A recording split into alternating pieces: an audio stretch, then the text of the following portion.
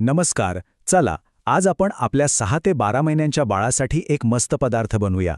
हे आहे orange egg custard. चवीला तर उत्तम आहेच, पण पोषणाने अगदी भरपूर आणि इतकं मऊ की बाळ अगदी आवडीने खाईल. आपल्या बाळाला पहिले घन पदार्थ द्यायची वेळ येते तेव्हा मनात थोडीशी धाकधूक असतेच नाही का? काय खायला द्यावं, ते त्याला आवडेल का, पचेल का, असे कितीतरी प्रश्न असतात. पण काळजी करू नका. आजची जी रेसिपी आपण पाहणार आहोत ती आपली चिंता नक्कीच कमी करेल. कारण ती बनवायला एकदम सोपी आहे आणि बाळासाठी तर अगदी सुरक्षित आहे.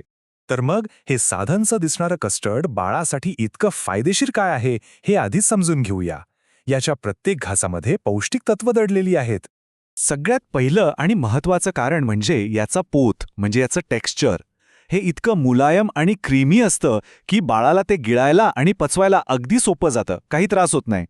आणि याच्या पोषणाचं रहस्य काय आहे, तर ते आहे या 2 मुख्य घटकांमध्ये.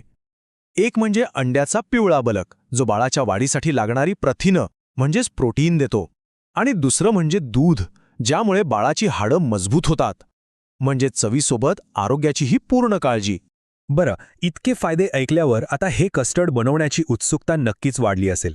चला तर मग लगेच बघूया की यासाठी काय काय साहित्य लागतं आणि ते बनवणं किती सोपं आहे. आणि ह्यासाठी साहित्य तर असं आहे की जे आपल्या घरात अगदी सहज उपलब्ध असतं. बघा, आपल्याला लागेल पाऊण कप दूध, फक्त एका अंड्याचा पिवळा बलक आणि 2-3 ताज्या संत्र्याच्या फोडी. आणि हो, साखर. साखर पूर्णपणे ऐच्छिक आहे. खरं तर बाळासाठी साखर न घातलेलीच उत्तम.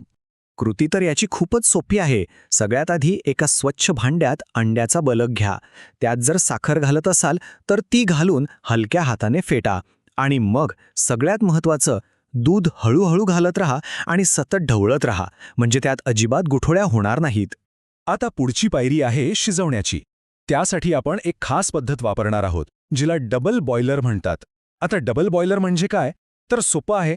भांड्याला थेट आचेवर न ठेवता उकळत्या पाण्याच्या पातेल्यावर ठेवून वाफेवर अन्न शिजवणे.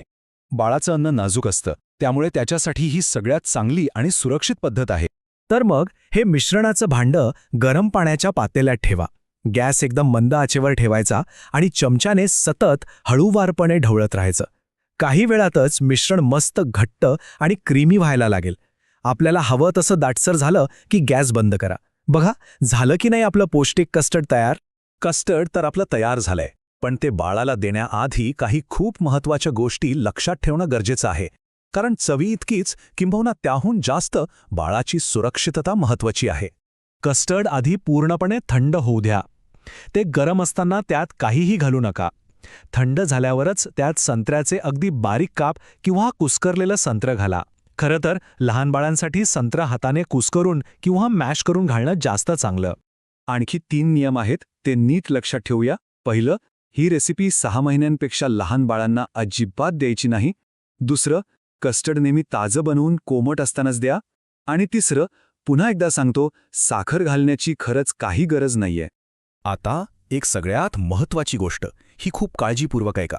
जर बाळाला अंड्याची ॲलर्जी असू शकते अशी जराही शंका मनात असेल तर अजिबात धोका पत्करू नका. हे कस्टर्ड देण्याआधी आपल्या डॉक्टरांचा सल्ला नक्की घ्या. कारण आपल्या बाळाच्या आरोग्यापेक्षा महत्त्वाचं काहीच नाही, बरोबर ना? चला, आता आपलं कस्टर्ड तयार आहे. सुरक्षिततेचे नियमही आपण पाहिले.